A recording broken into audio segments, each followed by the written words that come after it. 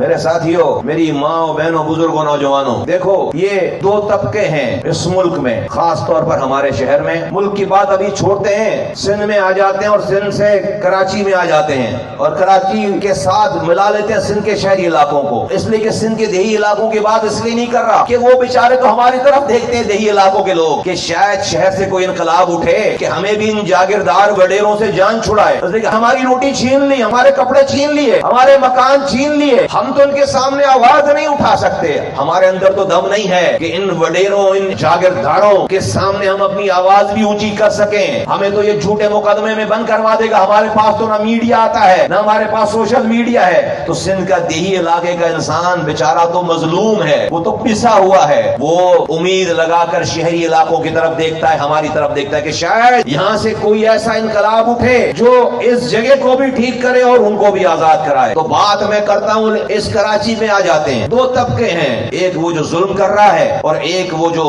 ظلم سہ رہا ہے، ایک ظالم ہے اور ایک مظلوم ہے۔ ظالموں کو آواز لگانا اب میں سمجھتا ہوں کہ اپنی آپ آواز کو ضائع کریں گے، ظالموں کو آواز لگانا اپنا ٹائم ضائع کرنے کے مترادف ہے، اس لیے کہ ظالموں نے یہ بتا دیا کہ انہوں نے کسی کی آواز کو نہیں سننا، انہوں نے ٹھیک نہیں ہونا۔ تو میرا ظالموں کو خطاب نہیں ہے، اس لیے کہ وہ اپنے ظلم سے پیچھے ہٹنے والا نہیں، میں مخاطب ہوں مظلوموں سے جن کے اوپر ظلم ہو رہا ہے۔ ظالم تو اپنے ظلم میں کمیٹڈ ہے، اے مظلوموں تم اس ظلم کو ختم کرنے کے لیے، اس کو روکنے کے لیے تم پریکٹیکلی کیا کر رہے ہو، تم عملی طور پر کیا کر رہے ہو، تم اس ظلم کو کم کرنے کے لیے تم نے عملی طور پر کیا کیا ہے۔ میرا تو سوال مظلوموں سے ہے، یاد رکھو سارے مظلوموں کو آواز جن پر یہ ظلم ہو رہا ہے، یاد رکھو کہ ظالم نے بھی مرنا ہے، تم نے بھی مرنا ہے، میں نے بھی مرنا ہے، مظلوموں نے بھی مرنا ہے۔ یہ مت سمجھو ہے کورنگی والوں کہ تم یہاں سے لوڈ شیڈنگ خاموشی سے برداشت کر کے اپنے بچوں کو بھلکتا ہوا چھوڑ کر مر کر جاؤ گے تو قبر میں کوئی فرشتہ تمہارا انتظار کر رہا ہوگا جنت سے ہوا چلا کے تمہارے لیے کہ تم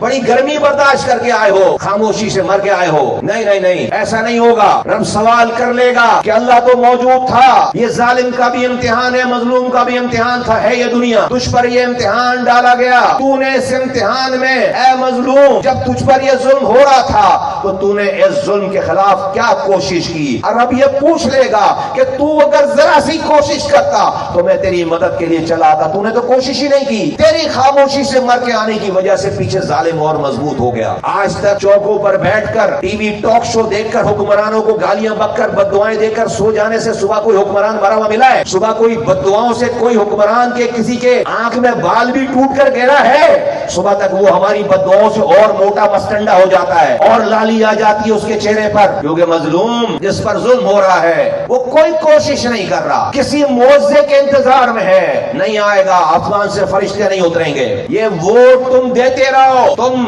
ایم پی ایم این اے وزیر اعظم بناتے رہو، تم 10,000 دفعہ ملک کا نظام چینج کرتے رہو، اگر یہی رویہ رہا خدا کی قسم ظلم بڑھے گا، ظلم کم نہیں ہوگا، اور اس دنیا میں بھی ہم لوڈ شیڈنگ برداشت کر کے جائیں گے اور مرنے کے بعد اس ظلم کو سہنے کا بھی حساب دینا پڑے گا۔ تو میں مظلوموں سے مخاطب ہوں، میرا خطاب یا میری گفتگو یا میرا سبجیکٹ وہ ظالم نہیں ہے، مظلوم ہے، اور اس دنیا میں اور اس شہر میں بھی یہ ظلم ظالموں کی وجہ سے نہیں پنپ رہا، مظلوم کی خاموشی کی وجہ سے ظلم پنپ رہا ہے۔ یہ بزدل لوگ ہیں، یہ ظالم بزدل لوگ ہیں، جس دن مظلوم کھڑا ہو گیا، ایک ہو گیا، یہ گر جائیں گے، ٹوٹ جائیں گے، تباہ برباد ہو جائیں گے، لیکن خاموشی سے ہم ایک ایک کر کے مرتے چلے جا رہے ہیں اور سمجھ رہے ہیں کہ آگ ہمارے گھر پر نہیں لگے گی، لگ رہی ہے۔ تو اللہ تعالیٰ نے یہ دنیا ہمارے لیے امتحان بنائی ہے، اور اللہ تعالیٰ نے یہ دنیا بنانے کے بعد تمہیں اور ہمیں یہ بتا دیا کہ وہ ہم سے کیا چاہتا ہے۔ اللہ قرآن میں فرما رہے ہیں وَمَا خَلَقْتُ الْجِنَّ وَالْإِنسَ إِلَّا لِيَعْبُدُونَ، اور میں نے جنوں کو اور انسانوں کو اس لیے پیدا کیا کہ وہ میری عبادت کریں۔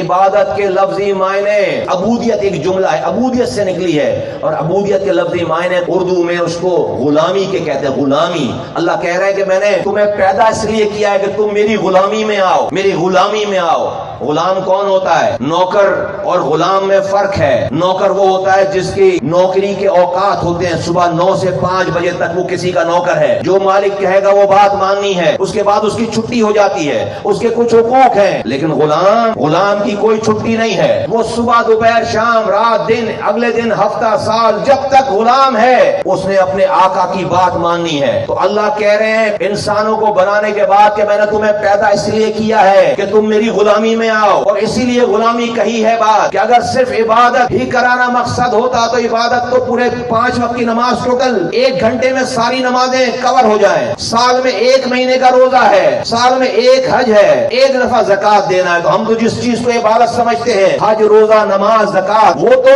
24 گھنٹے نہیں ہے. رب کہہ رہا ہے میں نے پیدا اس لیے کیا کہ ہر وقت تم عبادت میں رہو, یعنی کہ میری غلامی میں رہو. تو مقصد پتہ یہ چلتا ہے کہ اگر آج اس دنیا میں جو بھی زندہ ہے انسان ہے وہ اللہ کا غلام ہے, اور جو اپنے حدود سے تجاوز کر رہا ہے وہ اللہ کی غلامی سے بغاوت کر رہا ہے. اس ملک کا حکمران بھی غلام ہے رب کا, اس ملک کا ووٹر بھی غلام ہے رب کا, اس ملک کا مولوی بھی غلام ہے رب کا, اس ملک کا ڈاکٹر بھی, انجینئر بھی غلام ہے رب کا, اس ملک کا بیوروکریٹ بھی غلام ہے, اس ملک کا جج بھی غلام ہے رب کا, اس ملک کا پولیس والا بھی غلام ہے رب کا. ہر کسی کو رب نے اپنی جگہ پہ رکھ کر اپنی غلامی اس کے دائرہ کار بتا دیا کہ اس دائرہ کار میں رہ کر کام کر جو میں نے بتایا, جیسے آقا نے بتایا. غلاموں کی طرح وہی کر جو میں نے کہا ہے. جہاں جو اپنے حد سے تجاوز کرے گا اس نے آقا کی غلامی میں بغاوت کر دی. اور یہ جو معاشرہ آج تباہ برباد ہے یہ ان سارے غلاموں کی جو کہ اپنے اپنے عہدے پر ہیں ان کی بغاوت کی وجہ سے ہے. یہ حکمران, یہ عدلیہ,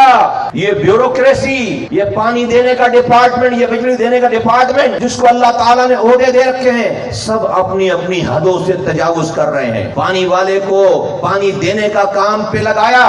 اس کو عزت دی, اس کو رتبہ دیا, اس کا امتحان اس پہ ہوگا. وہ پانی انہی لائنوں سے چوری کر کے ہائیڈرنٹ بنا کر بیچ رہا ہے, انہی رہائشی علاقوں سے پانی نکال کر وہ انڈسٹریلسٹ سے پیسے لے کر بیچ رہا ہے, بغاوت کر رہا ہے, رب سے بغاوت کر رہا ہے, معاشرہ خراب. تو اے کورنگی کے میرے ذمہ دارو, ہمیں جب رب جیت دے گا تو ہم بھی اگر اس بات کو نہیں سمجھیں گے کہ یہ جو عہدہ ہے ہمیں دیا گیا ہے یہ رب کی طرف سے امتحان ہے, ہم نے اگر اپنے اس عہدے, اس دائرہ کار سے حد سے اگر تجاوز کیا, اگر ہم نے نافرمانی کی تو ہم رب کی بغاوت کریں گے اور معاشرہ تباہ برباد ہوگا جس طرح آج ہے. آج جو اس معاشرے کا حشر ہے, پینے کا پانی آ نہیں رہا, گٹر کا پانی گھر سے جا نہیں رہا باہر, یہ کوئی اپنے حد سے تجاوز کر رہا, اس کو مرنا یاد نہیں ہے, وہ بغاوت پہ اترا ہوا ہے, رب سے بغاوت پہ اترا ہوا ہے. تو اے میرے ساتھیوں, میری ماں بہنوں, اس مظلوم کو کچھ کرنا ہے, جس پر ظلم ہو رہا ہے اس کو کچھ کرنا ہے, اور اس لیے کرنا ہے کہ اس مظلوم اگر ہم خاموشی سے یہ ظلم سہ کر چلے گئے, مر گئے, تو ہم اللہ کے نافرمان ہوں گے, کیونکہ رب نے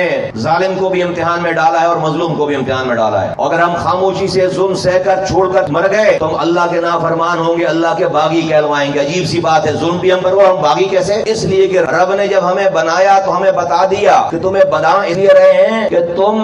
میری غلامی کرو, اور غلامی کرنے والے غلام کو آقا نے کیا کہا ہے, پاور والے قرآن کو کہا ہے کہ تو ظرف پیدا کر اور انصاف کر, عدل کر, وہ نہیں کر رہا, بغاوت کر رہا ہے. اور مظلوم کو کیا کہا جس پہ ظلم ہو رہا ہے کہ جب تجھ پر ظلم ہو, آقا کا حکم ہے, رب کا حکم ہے کہ تو اس ظلم کے خلاف کھڑا ہو. اگر وہ کھڑا نہیں ہو رہا, آقا کی نافرمانی کر رہا ہے, بغاوت کر رہا ہے, تو اس ظلم کو خاموشی سے سہنے والا رب کا باغی ہے, ظلم کرنے والا بھی رب کا باغی ہے, اور ظلم کو سہنے والا بھی رب کا باغی ہے. اللہ تعالیٰ نے جب اس کو اختیار دیا ہے تو اس کو یہ دائرہ کار دے دیا کہ تو انصاف کرنا نہیں کر رہا, بغاوت کر رہا ہے. اور تم پر جب وہ ظلم کر رہا ہے تمہیں یہ حکم دیا ہے کہ تم اس ظلم کے خلاف کھڑے ہو, یہ تمہارا امتحان ہے, تم پر یہ ظلم مٹ جائے گا, ظلم تم کھڑے ہو. تم اگر خاموشی سے مر رہے ہو تم بھی باغی ہو, تم بھی رب کے باغی ہو. ہم نے اس بات کو اگر سمجھ لیا, خدا کی قسم اس جہنم جیسی دنیا کو ہم جنت بنا کر مریں گے انشاءاللہ تعالی. اور ہم نے اس بات کو سمجھ لیا تو اس کوشش کے سلے میں